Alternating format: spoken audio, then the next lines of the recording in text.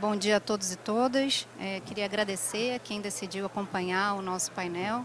A gente sabe que a concorrência é grande, são muitas discussões interessantes acontecendo aqui nas outras mesas, e esperamos que vocês fiquem conosco até o final. Queria lembrar que esse é um painel silencioso, né? Então a gente pede que, por favor, não batam palmas ao final das apresentações dos nossos panelistas. Se tiverem que se manifestar, que os façam com as mãos.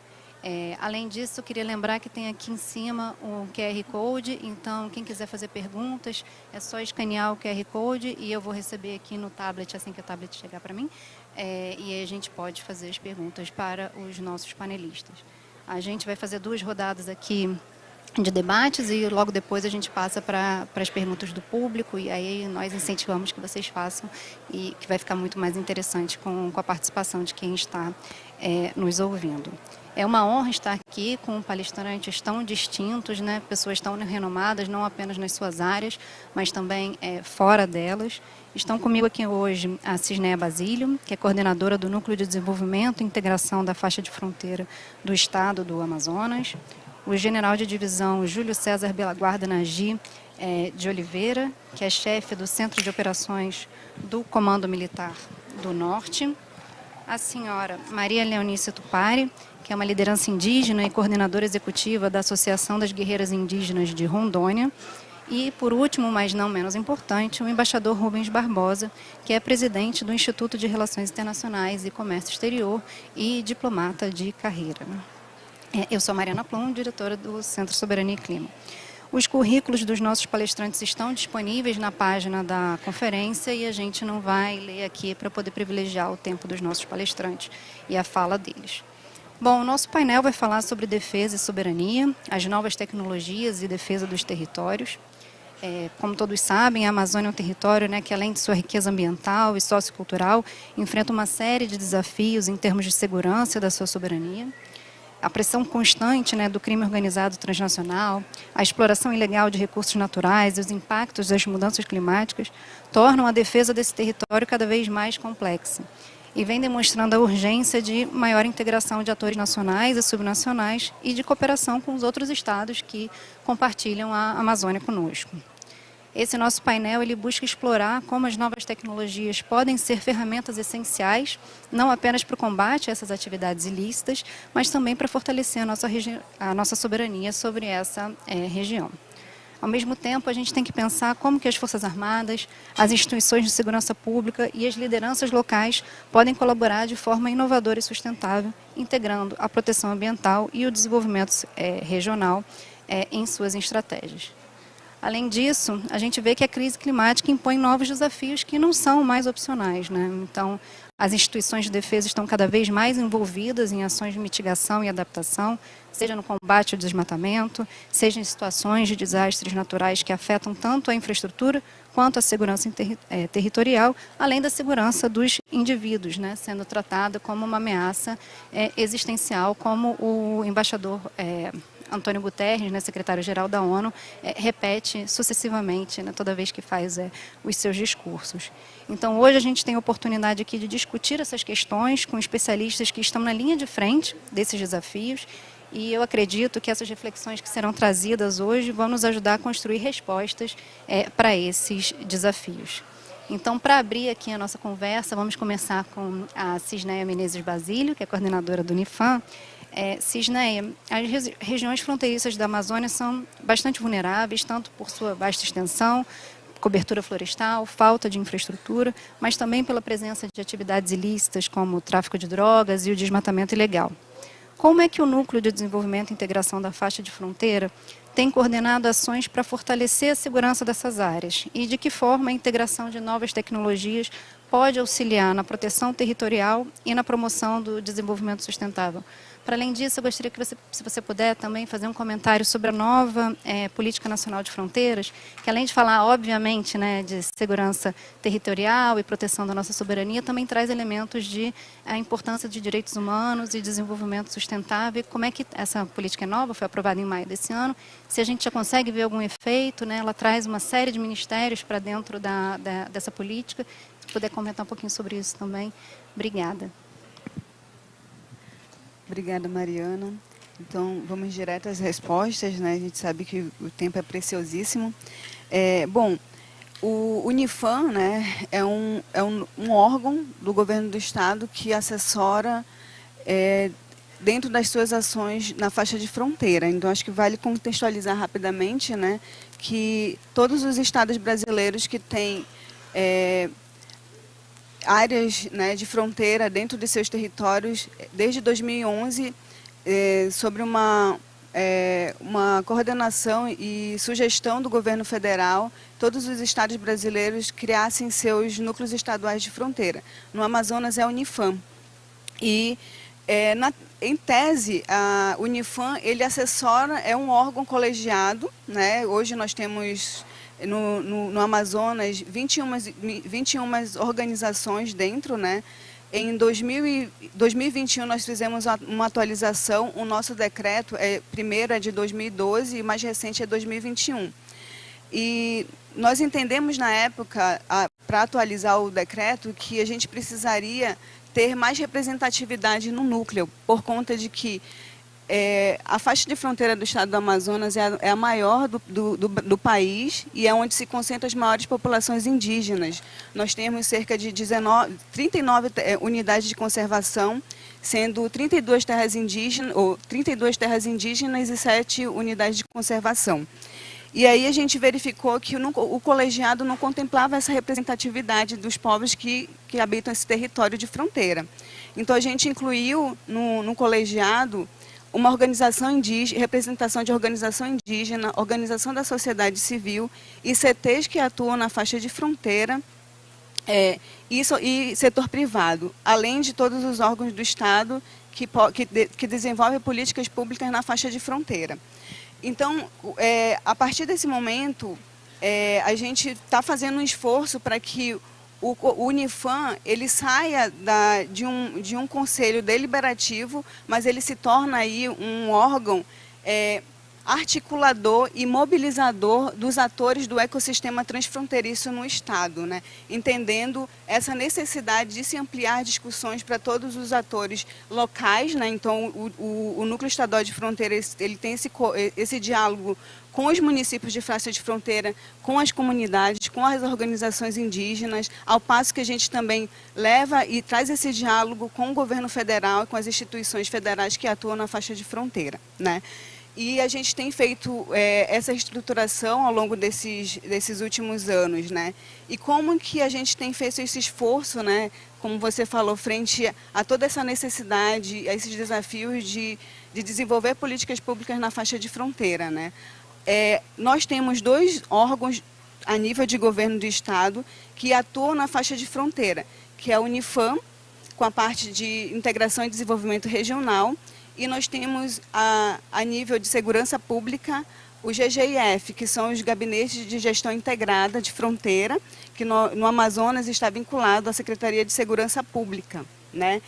E nós temos o GGIF, né? Eu não vou falar muito porque é muita coisa, né? Tem vou falar, dar 2 exemplos que são que é a base Arpão. Nós temos hoje 2 bases, que é a base Arpão 1, que fica em Coari, e a base Arpão 2, que fica no Rio Negro, né? Que aí atuam na parte de ilícitos, né? Então, é uma estratégia muito interessante para combater, principalmente, narcotráfico, crimes ambientais.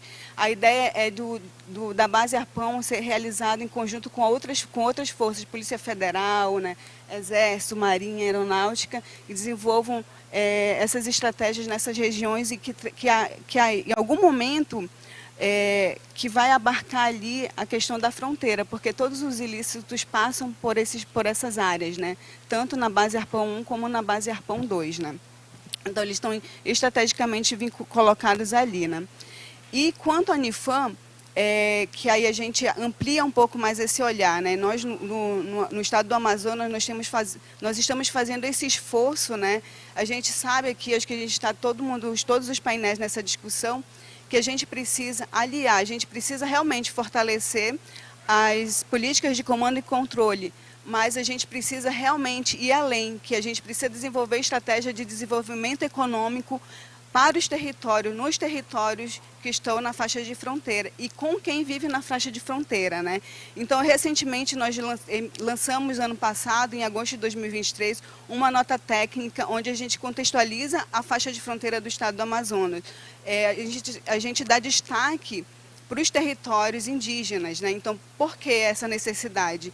Porque todos os projetos que vão ser desenvolvidos nesses territórios onde 23% do nosso território, a faixa de fronteira do estado do Amazonas comporta aí quase 23% do território do estado todo, né?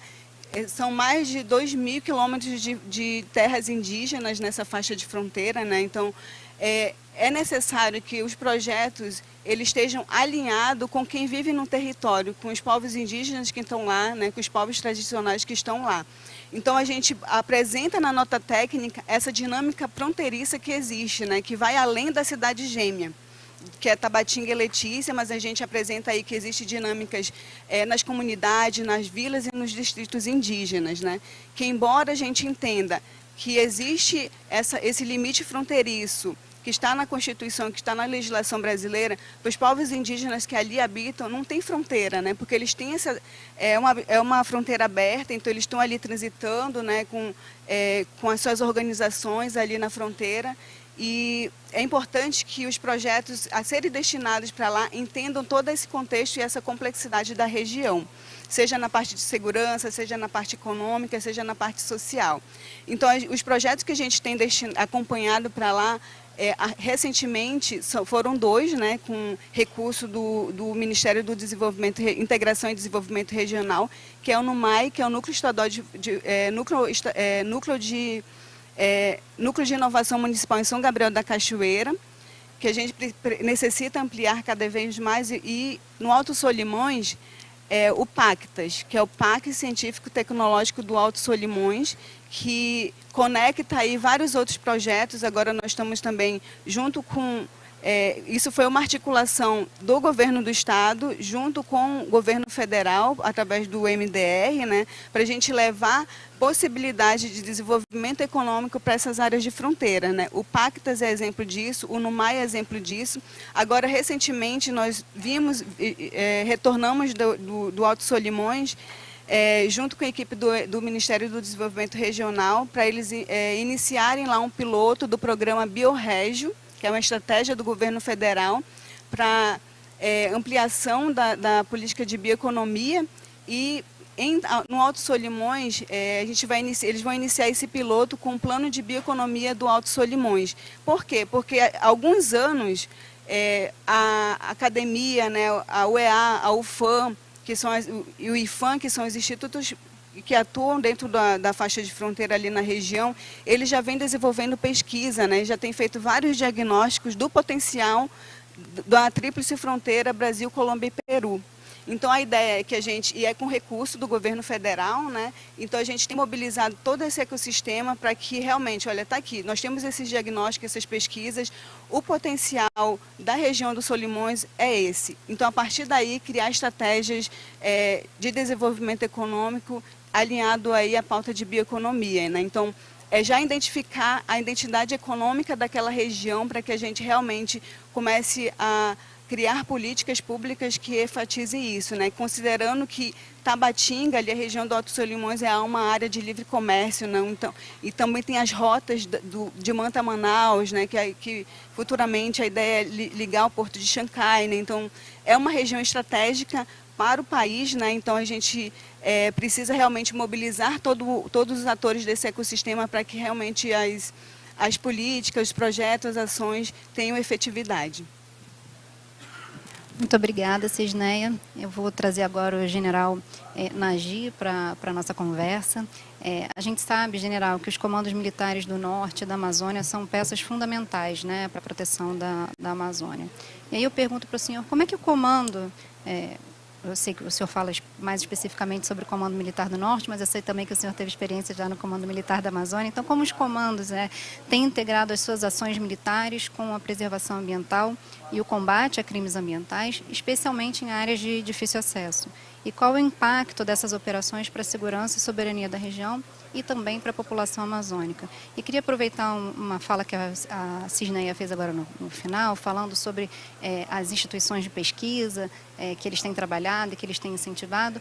E recentemente, na última sexta-feira, como a gente conversava ontem, né, General, o Exército lançou o seu Instituto de Pesquisa na Amazônia do Exército, e que tem como objetivo, além de aprimorar a coordenação com a academia e com a iniciativa privada, trazer inovações tecnológicas, né, que é um dos pontos do nosso painel, para operações militares, aí falando de inteligência artificial, de cibersegurança e até mesmo de sistemas autônomos.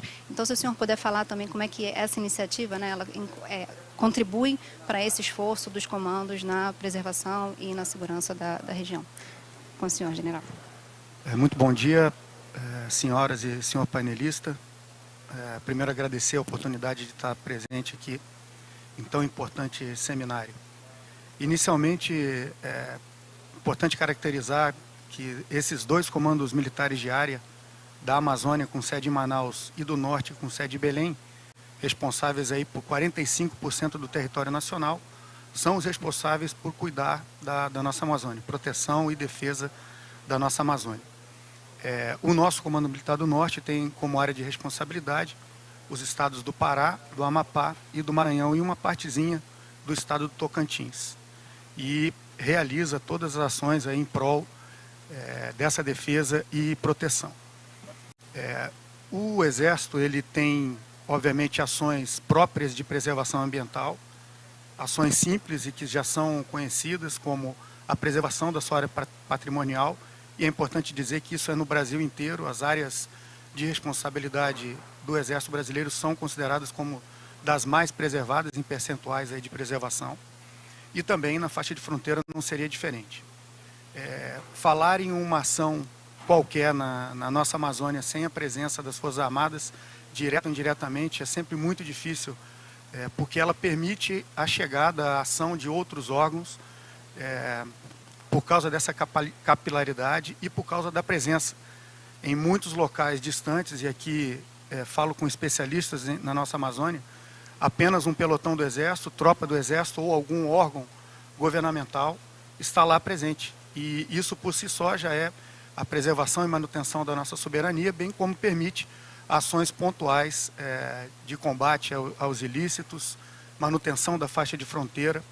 São os olhos do Brasil em locais tão distantes. São inúmeras as operações e ações que são levadas a cabo anteriormente e em tempos atuais. Hoje a gente não tem como falar da Operação Catrimani, que acontece na terra indígena Yanomami, com números significativos aí de resultados, uma entrega gigante, tanto de sensação de segurança, apoio ao povo indígena, bem como de prejuízos causados aí ao garimpo ilegal, nesse sentido. E também, de uma forma mais interior, por assim dizer, as desintrusões que acontecem tanto lá na área da Amazônia Ocidental, recentemente a Operação Caripuna, em Rondônia, e agora começamos no próximo sábado, ainda com destaque, aqui na terra indígena Munduruku. O Exército ele provê o apoio logístico para que demais agências possam adentrar a terra indígena e combater todos esses ilícitos. Juntamente com isso, o Exército e também as Forças Armadas trabalham no aumento e no desenvolvimento de tecnologias. Esse Instituto de Pesquisa, inaugurado na semana passada, lá em Manaus, é um outro grande passo. Ele trabalha, por assim dizer, em conexão com o nosso Sistema de Vigilância e Proteção das Fronteiras, o SISFRON, na busca de tecnologias, no estudo de inteligência artificial, que vai permitir uma análise e um monitoramento muito mais detalhado. Isso tudo conversando com a sociedade.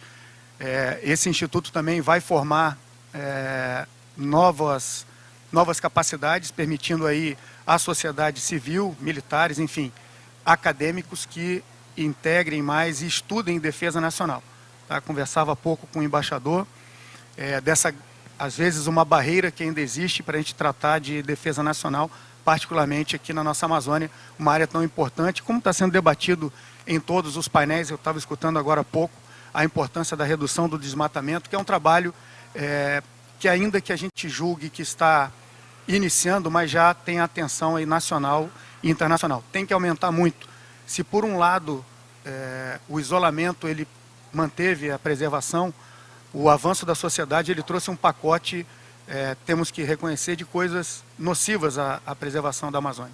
E hoje essas ações, essas operações militares, cumprindo a lei, cumprindo aquilo que é demandado no sentido da defesa constitucional, que é a missão constitucional do Exército, e também ações subsidiárias no combate aos ilícitos, ela vai ter excelentes resultados. Eu digo que assim, está crescendo muito. É sempre, talvez não na velocidade que a população gostaria que fosse, mas hoje já é totalmente diferente de 20, 30 anos atrás. Obrigada, general. E é impossível, né, a gente falar sobre redução de desmatamento na Amazônia sem a gente falar de aprimoramento da segurança na região, porque a gente sabe que grande parte do desmatamento que acontece aqui está relacionado a crimes ambientais ligados a ilicitudes diversas, né? E eu queria trazer a Maria Leonice agora para a nossa conversa e também trazer um ponto que a Cisneia trouxe para o debate, falando sobre a importância da representatividade, né, dos povos indígenas em decisões diversas, em políticas diversas que são feitas aqui na região. E a gente sabe, Leonice, que as comunidades indígenas da Amazônia, elas são conhecidas, né, pela sua profunda relação com a floresta, por desempenharem um papel fundamental na proteção dos ecossistemas locais. E que a crise climática ela tem impactado diretamente os modos de vida das comunidades indígenas, assim como as diversas ilicitudes que existem na região amazônica, ameaçando diretamente a segurança. Dada a sua experiência, né, como líder indígena, como que a senhora enxerga o papel das comunidades indígenas na defesa da Amazônia e para o enfrentamento das mudanças climáticas? E qual é o papel, como que você enxerga o papel do Estado para preservar o território, a cultura e os direitos dos povos originários? Obrigada, Leonice. Bom dia a todos e a todas aí. Primeiramente quero agradecer, né, pela oportunidade de nós, principalmente nós mulheres, né, estar nesse painel de debate muito importante para nós, povos indígenas. Então, falar da Amazônia, falar dos povos indígenas é desafiador para todos nós. Eu acho que falar do nosso território, das defesas do nosso território, ele tem um desafio muito grande, né?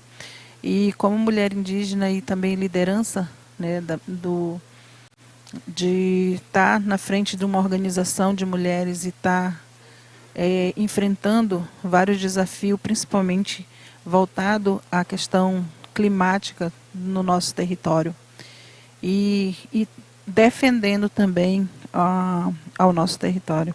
Então, a questão climática hoje,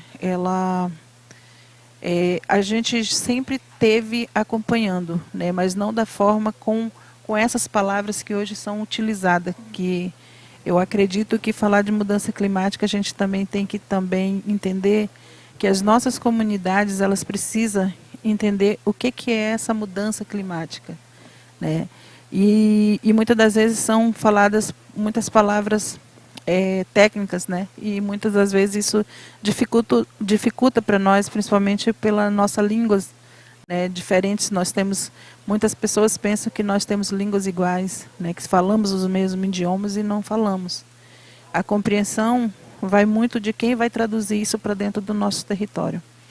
Então, como que nós estamos trabalhando essa questão? É muito complicado, porque esse ano, né, ao longo desses anos, né, mas esse ano foi um ano muito difícil para nós, né, povos indígenas, principalmente na região da Amazônia, né, que principalmente a região que eu venho, que é de Rondônia, né, onde a queimada ela foi intensa dentro dos territórios, né, e como que a gente vai, né, às vezes a gente se pergunta como que a gente vai trabalhar isso se muitas das vezes dentro do nosso território a gente fazemos um trabalho, mas não é só as queimadas que saem dentro do território, é ao redor dos territórios.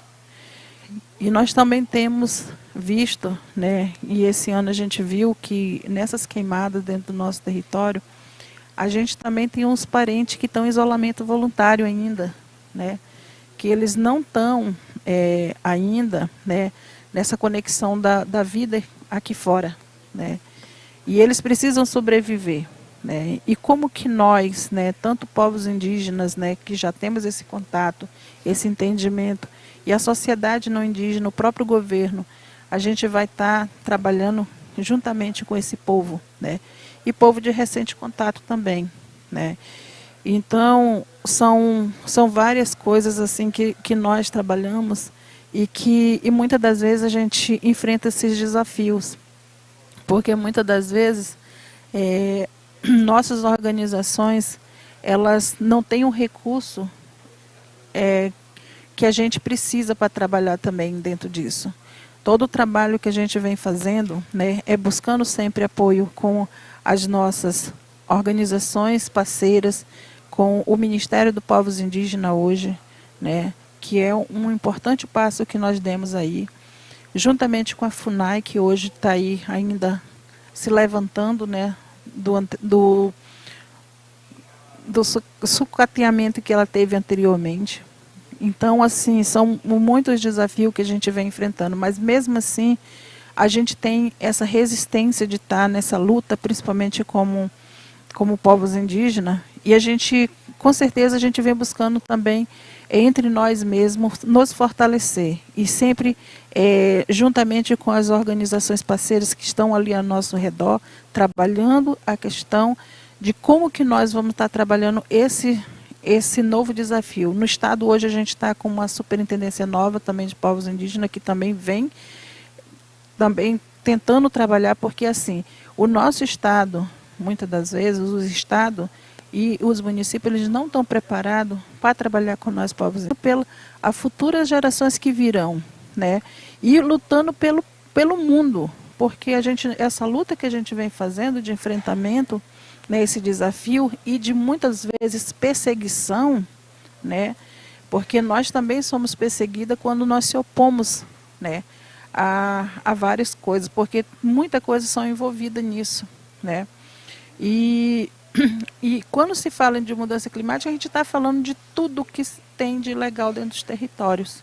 A gente está falando de garimpo, a gente está falando de roubo de madeira, a gente está falando de queimar, está falando de tudo. Por quê?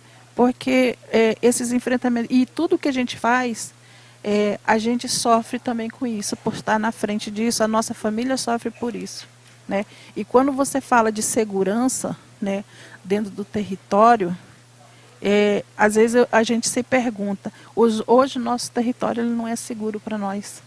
Hoje a gente entra dentro do nosso território, dorme e não sabe se levanta mais no outro dia, porque nosso território estão todos invadidos. A facilidade de se entrar dentro do nosso território é muito grande, né?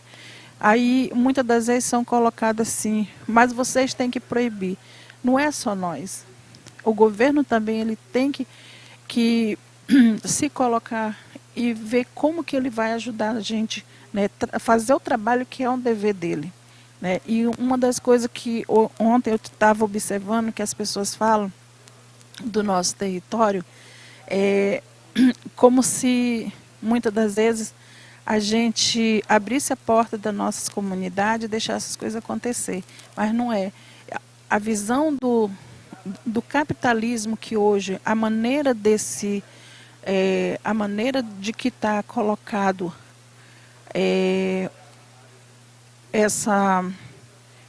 a chegada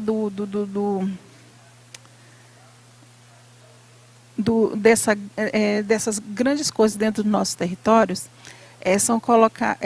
são feitas de uma maneira que não está convendo a nós. E aí eu fico pensando às vezes, por que só os territórios que ainda estão preservados são cobiçados? Por que não vão atrás também das terras dos grandes fazendeiros também? Porque será que é só dentro dos territórios nossos que está todas essas riquezas? Porque nós temos essa riqueza que são nossa, porque nós preservamos elas. Eles já destruíram tudo que é deles. Por que só os nossos são cobiçados? Então são muitas perguntas também para nós, como povos indígenas, como mulher indígena, e nós estamos nessa luta, né, pela defesa do que o mundo daqui a uns dias vai ser. Porque não adianta só nós, povos indígenas, o grupo de quilombola, ficar na luta, se a humanidade mesmo, ela ainda não se conscientizou de que o mundo, o planeta pede socorro. E não adianta a gente curar de um lado e eles ferir novamente do outro lado. Então são muitas coisas assim que a gente precisa, né, desse respeito, como eu sempre coloco nas minhas falas. A gente precisa conhecer um ao outro para se respeitar. Tanto nós respeitar cada um, como também ser respeitado. E muitas das vezes a gente vê que a gente ainda é muito discriminado e desrespeitado, e por isso a gente tem lutado, bem dizer, sozinhos, né? Muitas das vezes sozinhos. Dependendo das regiões, a gente ainda se sente muito sozinho. E principalmente nessa luta de nós mulheres, né, que estamos nessa, né, gritando por socorro, levantando a juventude dentro dos nossos territórios, para a gente fortalecer cada dia mais, principalmente levando o bem viver que a gente tanto espera para dentro das nossas comunidades. Muito obrigada, Leonice. E aí eu destaco, né, a importância de eventos como esse, que estão sendo organizados aqui pelo IBRAM, de trazer, né, os povos indígenas, de dar voz aos povos indígenas, né, e que isso seja cada vez mais, que se repita em muitas instâncias, para que a gente tenha esse conhecimento da realidade e consiga, né, ampliar para diferentes setores o que está acontecendo e pensar em soluções de maneira conjunta e concertada. E eu queria trazer agora o nosso embaixador para a conversa, e falar um pouco, né, desse momento que o Brasil está vivendo, embaixador, na presidência do G20, ano que vem, tendo a COP30. A gente ouviu ontem a nossa keynote speaker, né, a Laurence Tubiana, falando sobre a importância, né, que o Brasil vai ter aí na liderança da COP30, e o papel central que a Amazônia tem nessas discussões globais da questão ambiental, e como é que perguntar para o senhor como é que o Brasil pode, a partir dessa liderança no G20, na COP30, fortalecer a sua soberania sobre a Amazônia, articular políticas de defesa e proteção territorial com o desenvolvimento sustentável. E de que forma as iniciativas internacionais elas podem contribuir para o combate ao crime organizado e os crimes ambientais, que são hoje os maiores desafios à nossa soberania aqui na região. Olha, essa situação que nós estamos hoje é muito delicada, complexa, porque, na minha visão, nós ainda não temos uma visão clara do que a gente quer. Quer dizer, o governo brasileiro definiu 3 áreas prioritárias para o G20 e ainda não definiu claramente as prioridades para a COP. Então, eu acho que o Brasil vai ter que conviver com os temas que são tratados naturalmente pelo G20 e pela COP. Não é uma COP que vai discutir os problemas do Brasil.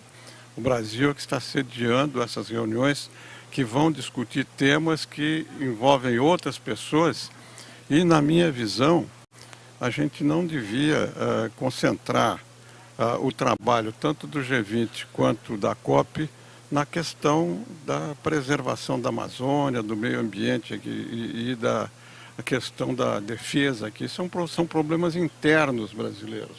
Não tem nada que ver com a cooperação internacional. Você tem, depois a gente pode falar disso, uma cooperação no âmbito da Organização do Tratado da Cooperação Amazônica, que é competente para tratar dos assuntos de meio ambiente e preservação da floresta aqui na região.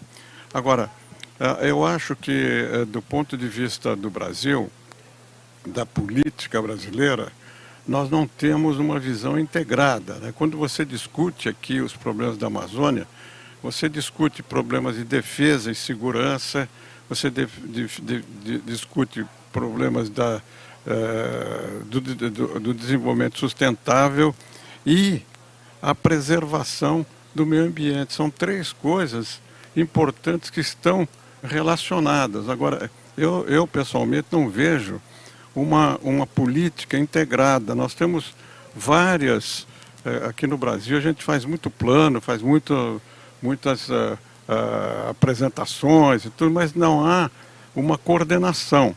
Quer dizer, o ano passado, em 2023, em julho, se não me engano, o governo colocou em vigência um plano de defesa e segurança da Amazônia, que cria 20 e tantas bases aqui, enfim, tem uma série de medidas que iriam fortalecer a defesa, a proteção do meio ambiente, o desenvolvimento sustentável da região.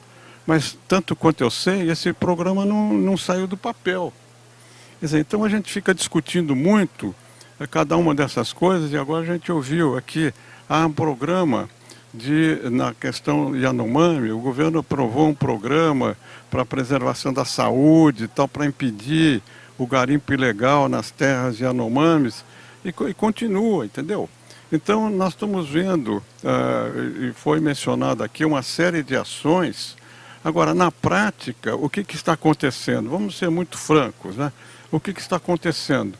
A questão, quando se fala da soberania aqui da Amazônia, quer dizer, para mim, a soberania é a defesa da biodiversidade aqui, não é a defesa do território. Ninguém, na minha visão, ninguém vai invadir aqui o território, e a gente não precisa defender a soberania territorial. A gente tem que defender a soberania, a aplicação das leis aqui no Brasil. Quer dizer, quando você discute essas questões que estão na agenda, porque o meio ambiente e a mudança de clima hoje são temas globais. Quando se discute esses temas e entra o Brasil, o foco é a Amazônia. Quer dizer, a Amazônia é o foco do meio ambiente quando se discute lá fora. E eles discutem o quê? Discutem o garimpo ilegal, discutem o desmatamento, discutem as queimadas, né? Agora, eles não estão forçando a gente a fazer isso. Quando eles discutem esse tema, eles estão chamando a atenção que o Brasil tem que cumprir a legislação. Porque tudo isso está previsto na legislação, é proibido. Agora, nós temos instituições aqui, inclusive as Forças Armadas, com um trabalho muito importante aqui na região, mas algumas regiões estão fora do controle. Fora de controle do governo. Então, eu acho que está faltando, né, nesses planos todos que o governo tem, e nas ações civis das Forças Armadas, enfim, dos outros ministérios, inclusive agora o Ministério dos Povos Indígenas, está faltando uma estratégia e uma visão clara dos problemas. Essa questão que foi mencionada aqui é importante, quer dizer, os membros dessas comunidades indígenas não se sentem protegidos, não se sentem com segurança dentro da sua própria terra. Então, e eles não têm meios para se defender contra o que acontece no garimpo ilegal. E eu gosto de repetir aqui que a Constituição brasileira, no artigo 231, dá às terras indígenas e aos povos originários, dá o usufruto da exploração dessa terra. E o que foi feito até agora? Desde não sei quando e mais recentemente, de 88 para cá, quando saiu a Constituição, não foi regulamentado. Então você tem a exploração ilegal do garimpo em terras indígenas, que todo mundo fala, começou a ser combatido, mas continua. Quer dizer, então, e o Congresso Nacional e a sociedade não discutem a regulamentação desse artigo, que é muito importante.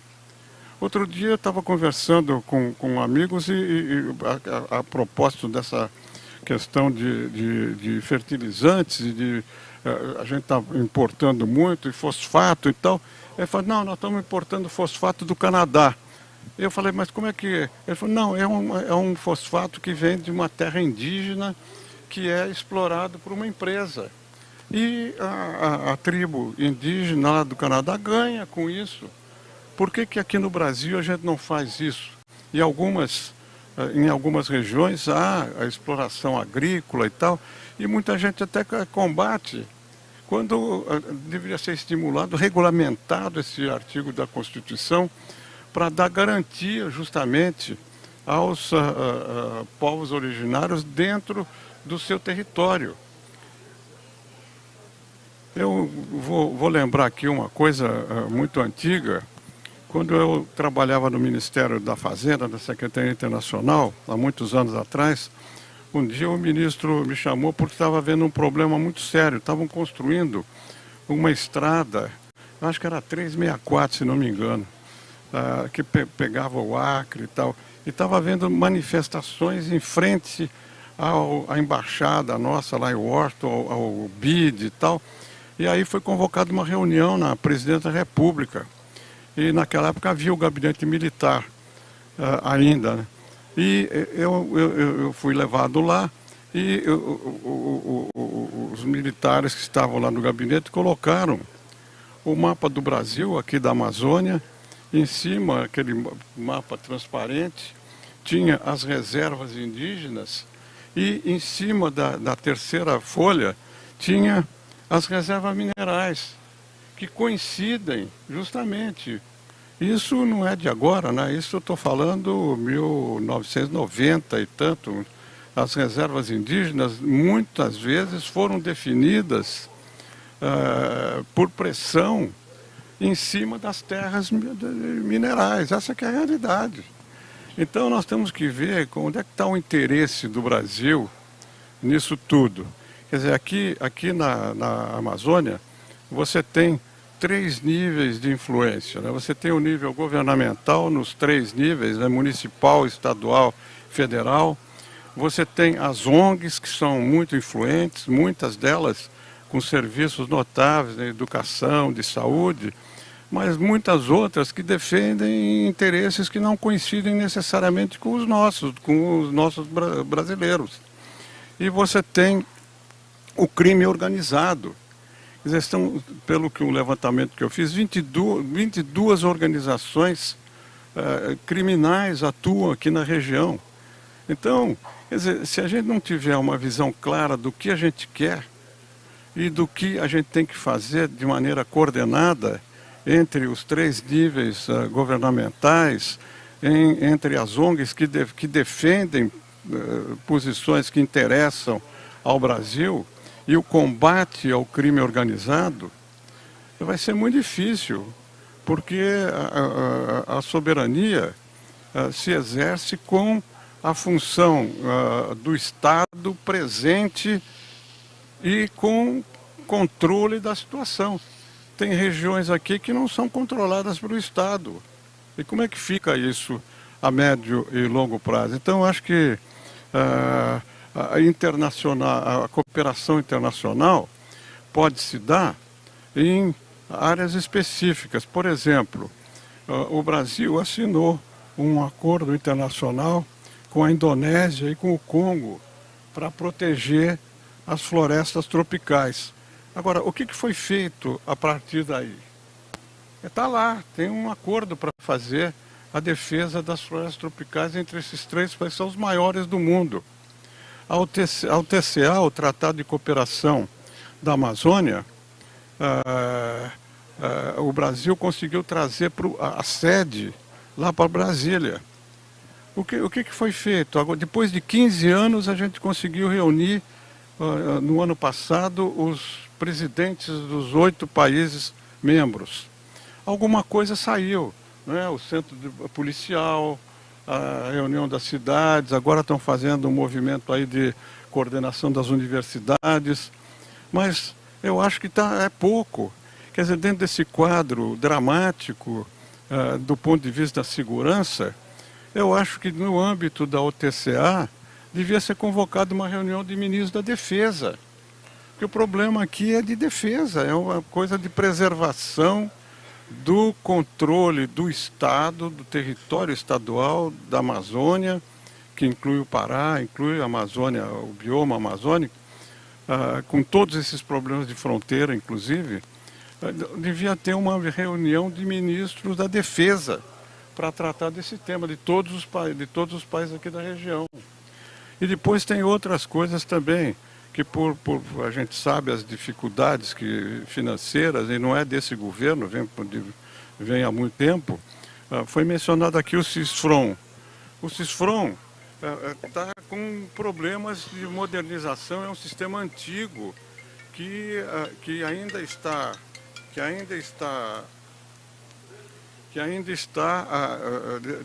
desatualizado. Então, a parte logística aqui, os equipamentos para as Forças Armadas, para a Marinha, nos rios, para o Exército, para a Aeronáutica, no acesso, isso tudo, como é que vai se fazer se não tem uma prioridade, uma estratégia clara? O importante, eu acho, nesses últimos anos, depois de tudo que está acontecendo, é que a Amazônia entrou na agenda nacional. Isso é uma novidade. Há 10 anos atrás, nós não estaríamos aqui discutindo esse problema. Mesmo há 5 anos. O Brasil sempre teve uma posição muito defensiva, desde a década de 70, 80, como quando houve a primeira grande crise, né, internacional contra o Brasil por causa do desflorestamento. Eu estava como embaixador em Londres, vivi isso lá fora. O Brasil sempre teve uma posição defensiva.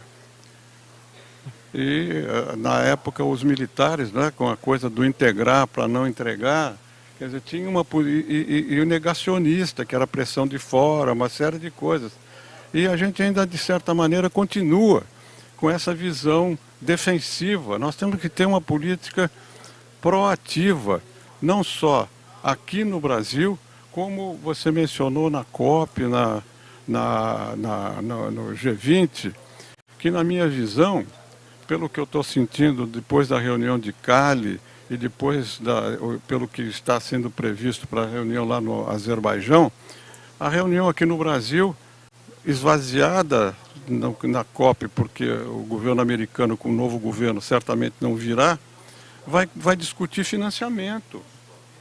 Não vai discutir esses problemas que poderiam obter a cooperação internacional. Vai discutir financiamento, que não sai. Então, a situação, eu acho que é muito delicada, mas requer, antes de esperar a cooperação internacional, requer decisão interna nossa para combater o ilícito, o crime organizado aqui na Amazônia, a preservação da floresta e, a gente não pode voltar a conversar sobre isso, sobre o desenvolvimento sustentado, porque vivem 28, 30 milhões de pessoas aqui na região. E tem que ter um programa de bioeconomia, com a questão da oferta, com a questão da demanda das pessoas que vivem aqui. Devia ser um programa integrado, né? Eu, pelo menos, não vejo que isso esteja acontecendo. Muito obrigada, embaixador. A sua fala me lembrou algo que o ministro Raul Jungmann sempre fala, né, sobre a necessidade da gente elaborar uma estratégia nacional para a Amazônia, né? E que a importância que teria da gente pensar na região e ter uma estratégia específica para a região para tratar dos problemas que nós temos aqui. Eu convido também os que estão nos ouvindo que mandem as suas perguntas. Já recebi uma aqui. Por algum erro, o chat ficou fechado por alguns minutos, mas ele já está reaberto. Então, convido a todos que mandem os seus questionamentos para os nossos palestrantes. E eu volto para a Cisneia. Um dos pontos que você destacou, Cisneia, é a importância, né, de trazer desenvolvimento econômico e social para a região de fronteira. Mas a gente sabe que com as enchentes e com as secas, o atendimento a essas áreas fica prejudicado e, consequentemente, dificulta também a segurança dessas áreas, que acabam ficando ainda mais ameaçadas. Quais são as principais políticas que o Estado do Amazonas, por meio do Unifam, tem adotado para lidar com esses riscos climáticos e garantir que as populações fronteiriças sejam protegidas e incluídas, né, no desenvolvimento regional? Bom, é bem recente, né? A gente tem sofrido bastante, né, no Amazonas com a questão da seca. E isso tem se tornado agravante, né, várias problemáticas que a gente já tem nos territórios, né? E a nível de Estado, a gente tem várias secretarias de Estados que têm atuado nisso, né? Principalmente a Defesa Civil. Mas é claro que o caminho ainda é longo, né? Que a gente sabe que a gente lida aí com vários interesses, com várias forças políticas, né? Mas a nível de INIFAM, né? Do colegiado da faixa de fronteira, a gente tem participado de algumas comissões, né? Para discutir e dialogar estratégias mais emergenciais, né? Eu tenho acompanhado uma comissão que é a CATRAPOA, que é a Comissão de Alimentos Tradicionais dos Povos do Amazonas, né, que tem encabeçado aí algumas iniciativas já há muito tempo, e agora recente para a estiagem, a gente tem conectado algumas secretarias de Estado, como SEDUC, CEPRO e DAN, né, que é do sistema CEPRO também, e a SEDECT, para pensar para onde essas secretarias vão destinar recursos que já são oriundos de programas, né, do governo para a estiagem, né? Então, foi feita uma força-tarefa com a comissão, né, principalmente para a questão da alimentação. A gente sabe que no período de estiagem muitas comunidades ficam isoladas, né, sem transporte, e a ideia foi mobilizar, né, as secretarias, as instituições, para levantar rapidamente e cadastrar os agricultores familiares, né, não só os indígenas, mas ribeirinhos, quilombolas, que já estavam na base, mas que para eles sinalizarem nesse período de estiagem, né, para que eles conseguissem o máximo vender, né, sua produção excedente. E a outra estratégia foi pensada conjuntamente com esses atores, foi de como seriam conservados esses alimentos por mais tempo, né? Tipo salga, o piracuí, né, a própria farinha, né? Então, a Conab, por exemplo, ela já estava com recurso para comprar, na verdade já comprou algumas toneladas de farinha, essa farinha foi destinada para algumas comunidades de escolas que iam ficar isolados nesse período de estiagem.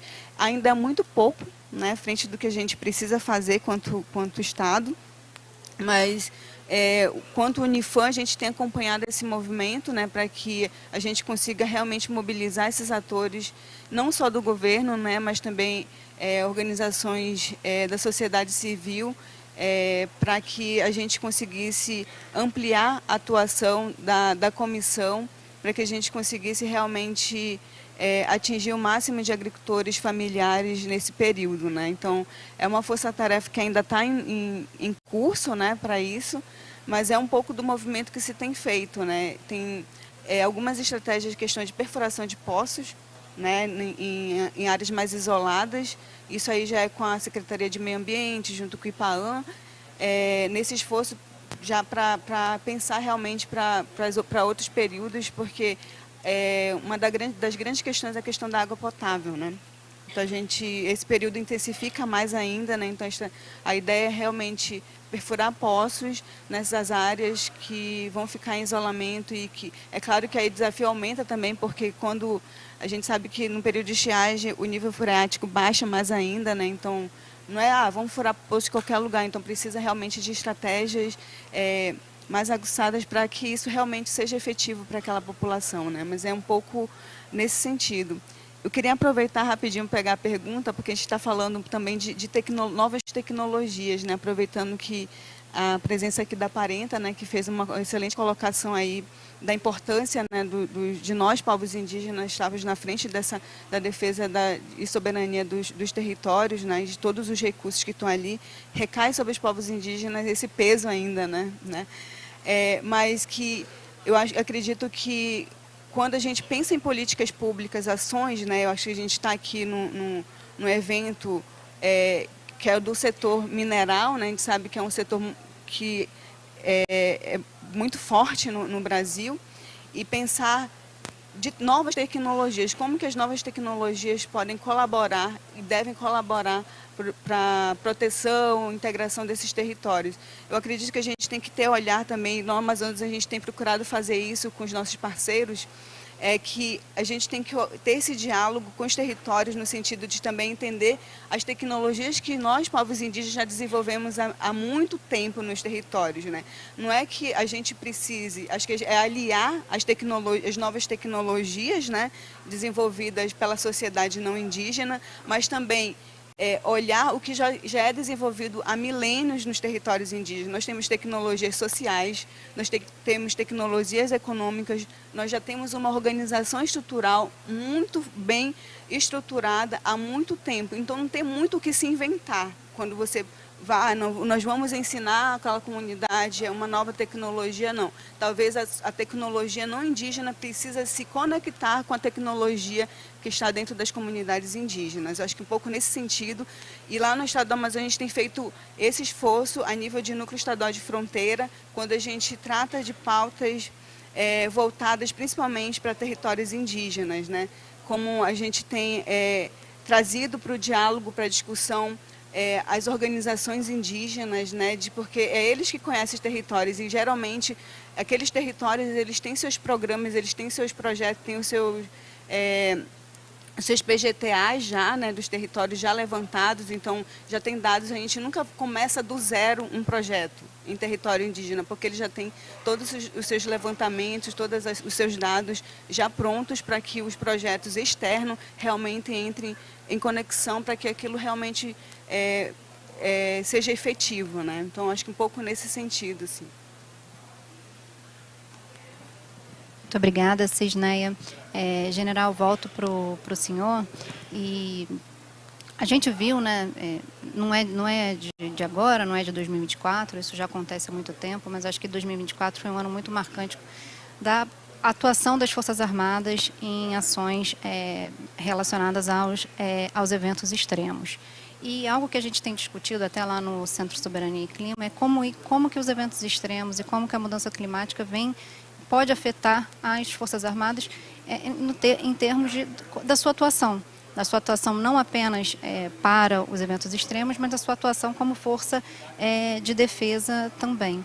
Então, eu queria perguntar para o senhor como é que o Exército, né, mais especificamente, tem se preparado para esse cenário, se isso está alterando o preparo, o emprego das Forças Armadas, se está sendo necessário alterar o planejamento das capacidades para atuar em ambientes impactados pela mudança do clima, e como é que tem se dado, a gente está falando aqui, já falou várias vezes, né, sobre a importância da cooperação entre diferentes agências e entre também as comunidades indígenas. A gente sabe que existe, né, uma sinergia bastante grande do Exército com as comunidades indígenas. Então, se o senhor também puder fazer um comentário. Eu acho que depois eu vou falar um pouquinho trazer um pouco a questão da OTCA que o embaixador levantou, e aí depois acho que eu vou fazer uma pergunta sobre como também o senhor vê essa questão, mas vamos passar para o embaixador primeiro depois, para falar sobre o OTCA, mas como que o senhor também vê essa coordenação das Forças Armadas brasileiras com as outras Forças Armadas da região. Bom, inicialmente, Mariana, eu gostaria de complementar ou de agregar alguma coisa que o embaixador falou no sentido da defesa territorial e da defesa da biodiversidade. Acho que as duas, obviamente, caminham juntas. Essa presença nossa na faixa de fronteira, e aí a gente está falando de mais de 11 mil quilômetros de uma faixa de fronteira, por exemplo, da Bolívia até o Amapá. E essa presença, ela permite, ou ela, ainda que de uma forma pequena, ela possibilita aí essa defesa da biodiversidade também. E essa sinergia, como você disse, com os povos originários, os indígenas, que é muito presente em levando a fração elementar que lá está, que é um pelotão de fronteira, ela é diária, num auxílio mútuo aí entre todos esses que vivem naquela faixa de terreno do nosso território. Falando sobre a pergunta específica, o militar do Exército ele tem uma formação básica, obviamente, anual, uma formação básica e uma qualificação que nos prepara para a defesa externa e também para as ações subsidiárias. Obviamente que esses casos extremos de calamidades e de desastres levam qualquer governo a olhar para aquele que tem um grande efetivo, uma grande massa e tem uma capacidade de coordenação e integração muito grande, no caso Exército Brasileiro e Forças Armadas, e nos demandar para esse tipo de apoio. E assim tem sido ao longo de muitos anos, não só na faixa de fronteira, mas como em todo o território nacional. O exemplo recente é a Operação Taquari, no Rio Grande do Sul. É nesse momento ainda atuando no combate a incêndios, tanto no Pantanal, aqui no Pará. Atuamos aí tanto no norte do Tocantins, como aqui no estado do Pará, no Amazonas também, na Amazônia Ocidental. Agora atuando no apoio durante a estiagem, tão falada, tão noticiada aí diariamente, e nas enchentes também quando acontece, particularmente no Amazonas. Então, essa capacidade e a formação de cada militar nos dá uma condição de emprego dual, isto é, tanto a formação no viés do braço forte, o grande slogan do Exército, do braço forte, assim como na mão amiga, contribuindo nesses momentos de calamidade. E sim, tem afetado ou impactado o preparo. Para isso, cada comando militar de área desenvolve uma operação chamada de defesa civil, voltada para a defesa civil, integrando com cada região para aquele que é talvez o maior problema. No Rio de Janeiro, na época das chuvas, a gente tem uma operação chamada Operação Dilúvio, aqui para integrar com a defesa civil do estado do Rio. E aqui no Amazonas não é diferente, a gente tem o contato, temos cumprido num calendário o adestramento de pessoal, bem como no nível de planejamento. Então isso acontece com frequência. Essa integração com as agências, que é a parte final da pergunta, ela é intensa, não há como trabalhar, não somos protagonistas nesse tipo de ação, somos demandados e lá levamos apoio logístico, apoio de tropa, tanto para combater incêndio, quanto para apoiar com aeronaves, com viaturas. Um blindado que a gente viu apoiando lá nas enchentes no Rio Grande do Sul é o mesmo blindado que é utilizado numa operação de combate, por exemplo. Então, esse tipo de emprego, de preparo e emprego para esse tipo de ação, ele é latente, acontece aí constantemente no Exército Brasileiro. Obrigada, general.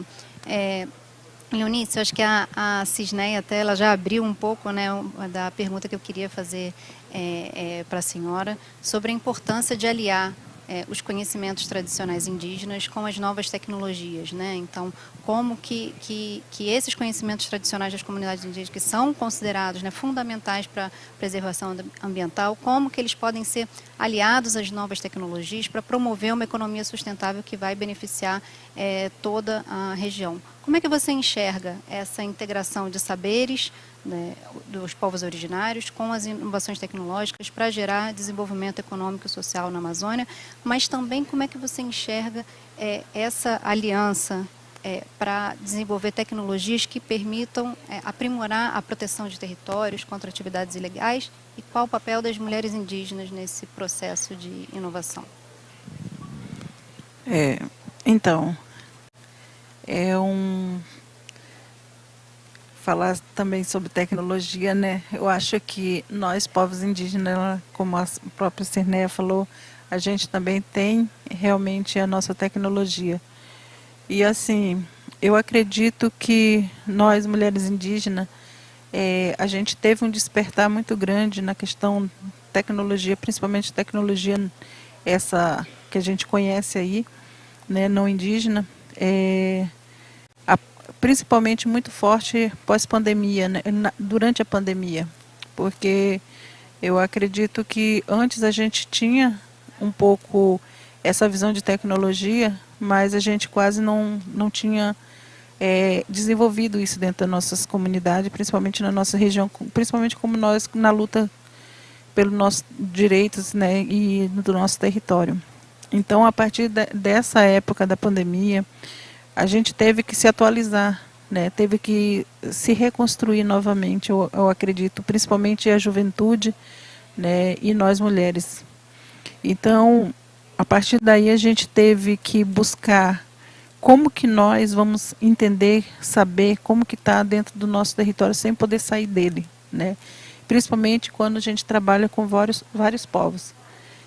Então, a gente teve que buscar, né, principalmente aí eu defendo a questão das nossas ONGs parceiras, né, porque nós temos as nossas organizações indígenas, que também é uma ONG, né, e aí a gente foi buscar esses parceiros, né, para nos ajudar virtualmente, para nos ensinar a mexer na tecnologia, principalmente no computador, que a gente antes não sabia o que era direito, muitas das vezes tivemos que capacitar nossa juventude na comunicação, em tudo que foi necessário naquele momento. E as organizações indígenas, né, também começaram também buscar parceria para levar essas inovações para dentro dos territórios, aqueles mais distantes, onde não se tinha possibilidade de ter esse contato direto com o pessoal. Então, foi muito trabalhoso, mas eu acredito que avançou bastante, tanto na saúde, na educação e nessa defesa do nosso território, porque ali a gente sabia o que estava acontecendo, né? E então foi um momento assim de que uma renovação começou realmente a acontecer dentro dos territórios naquele momento. Não que antes a gente já não tinha, mas não com essa intensidade mesmo. E então eu acredito que com isso também novos territórios, né, também outros territórios também têm feito um trabalho muito bom nessa questão da defesa, porque assim muitas das vezes a gente não fica só esperando o governo defender o nosso território. Muitas das vezes é nós mesmos que vamos para essa luta de frente. Então teve alguns povos que eles realmente se prepararam, né? Por exemplo, um exemplo muito importante é o da Jupaú, né, que é o povo Urueuauau, né? O povo Urueuauau é um povo que eles estão ali como guardião mesmo dos territórios, eles têm acompanhado tudo, monitorado os territórios deles tecnologicamente, tem os drones, né, que hoje eles têm. Então, assim, foi um avanço muito grande para eles, né, ali dentro do território, mas isso não quer dizer que realmente totalmente parou, mas eles vêm acompanhando o que tem acontecido dentro dos territórios. E não só aí, mas também temos outros territórios também que têm tido esse acompanhamento para o Paité mesmo, a 7 de setembro, né, vem tendo esse acompanhamento, e outros territórios também que também estão avançando nisso, até aí Rio Branco, né, na região de Rondônia, também vem acompanhando, também fazendo com a juventude, com tanto envolvendo homens e mulheres, e mostrando também para os mais velhos, porque aí é que entra a questão da ciência, até onde eu posso mostrar, né, e como que nós defendemos nosso território, além dessa tecnologia não indígena, né, porque nós também temos nos nossos rituais também, que é muito importante, a nossa ancestralidade está presente, eu acho que isso também tem nos auxiliado muito na nossa defesa, né, e tem coisas que eu acredito que a gente avançou muito também, né, nessa tecnologia que todo mundo conhece do não indígena, mas nós também temos essa nossa visão, nossos conhecimentos, que elas também têm nos ajudado e contribuído. Principalmente, não é à toa que muitas pessoas chegam para a gente e falam como que os povos indígenas pensam a defesa dos territórios e principalmente a questão da mudança climática. Então, assim, eu acredito que nós temos muitos conhecimentos que são procurados e pesquisados, né? E muitas das vezes tem coisas que a gente consegue passar, mas tem coisa que é nossa mesmo, que a gente não consegue passar nem em sonho, né? Mas é nossas defesas, né, do nosso território. Mas nós vemos avançando e acompanhando também, buscando acompanhar, nós estamos aí.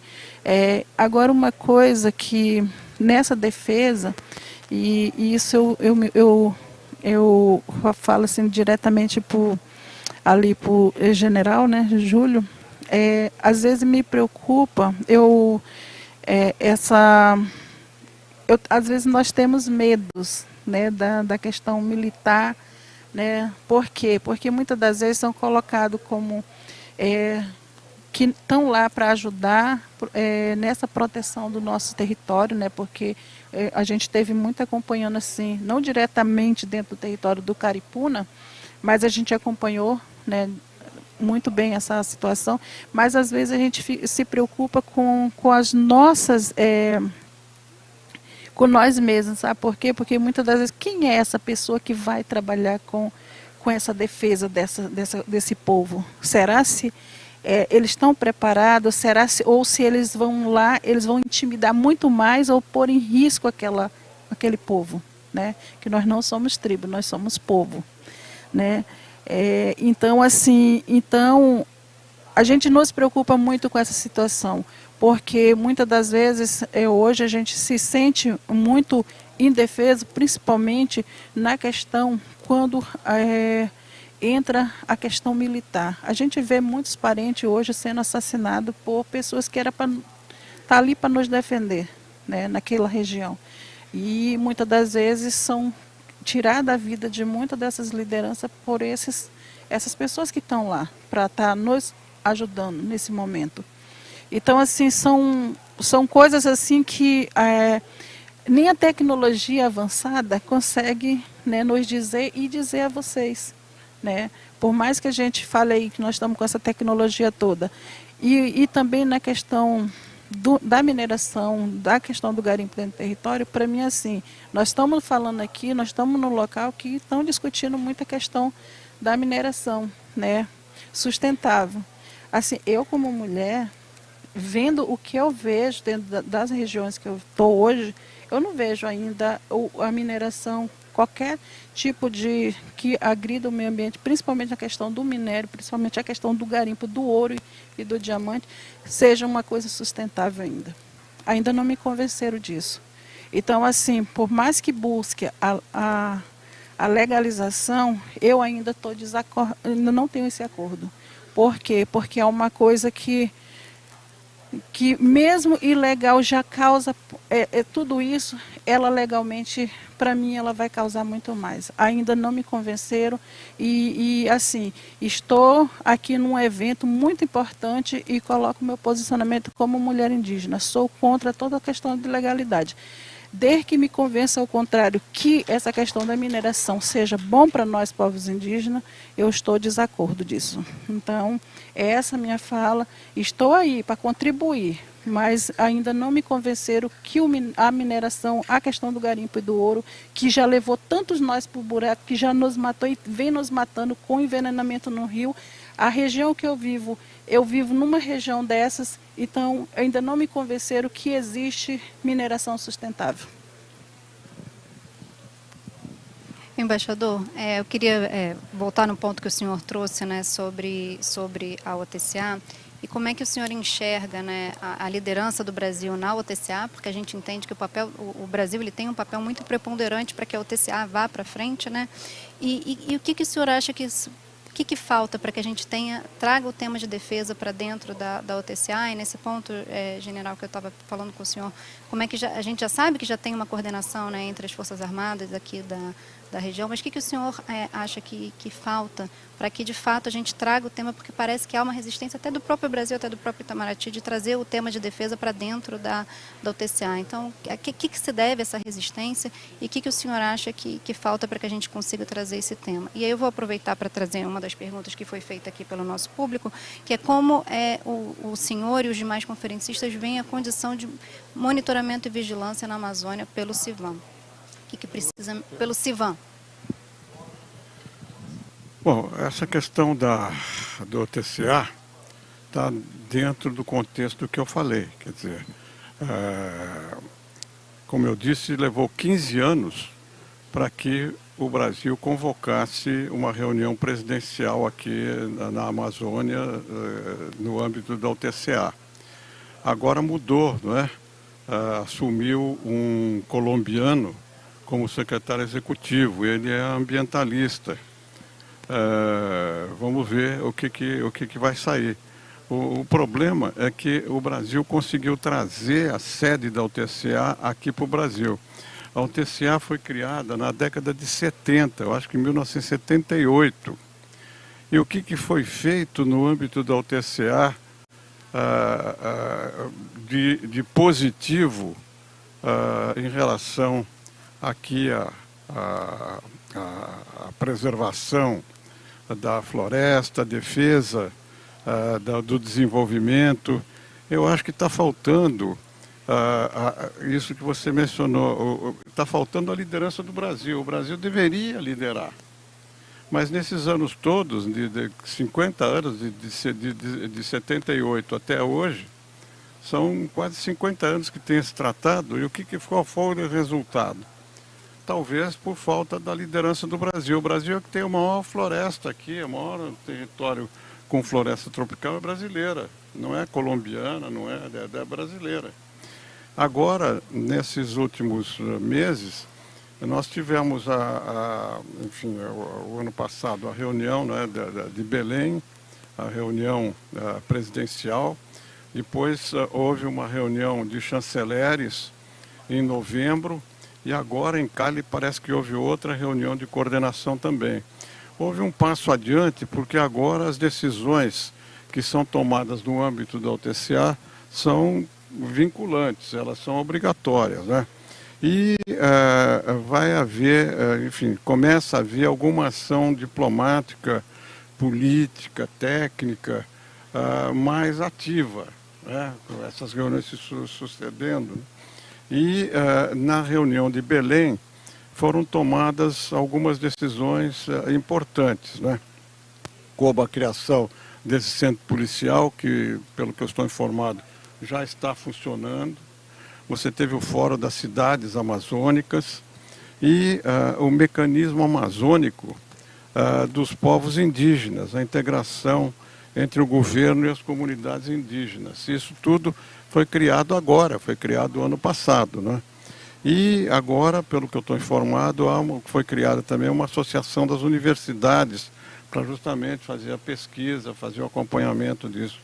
E também está se dando grande prioridade à questão da água e dos incêndios, que não é privilégio do Brasil, todos os países sofrem esse problema, né? E eu mencionei, eu acho que faz falta a convocação de uma reunião de ministros da Defesa para discutir a questão do crime organizado, organizar melhor o trabalho de inteligência entre todos os países, a questão da vigilância e o sistema de proteção, né, o CISVAN, o CISFRON. O CISVAN também, respondendo a pergunta, tem algum papel, mas não há recursos, entendeu? Então, esses problemas todos estão no discurso, mas não estão sendo efetivados na prática. Dentre essas medidas que foram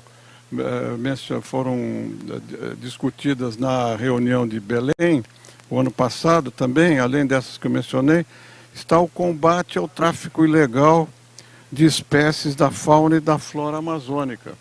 E com a questão policial também, a questão do crime organizado. Mas o que acontece? Né? Pouca coisa está acontecendo.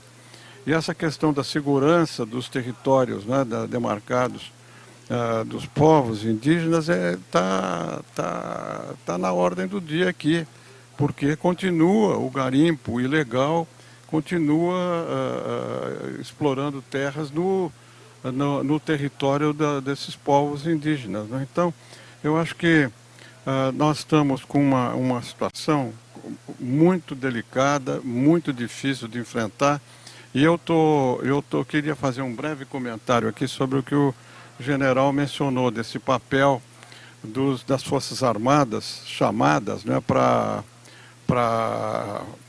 ajudar no combate aos desastres, né, climáticos. Isso aí, na minha visão, é uma outra disfuncionalidade, entendeu? Por quê? Nos Estados Unidos e em outros países europeus, você tem uma agência, lá é a FEMA nos Estados Unidos. Quer dizer, os desastres ambientais estão se repetindo lá nos Estados Unidos. Agora você vê, cada semana tem um furacão lá que destrói metade dessas cidades pequenas do interior de alguns estados. Imediatamente, essa FEMA, ela está presente lá para tomar as providências. Aqui no Brasil, esse não é o papel das Forças Armadas. As Forças Armadas têm outros papéis muito importantes.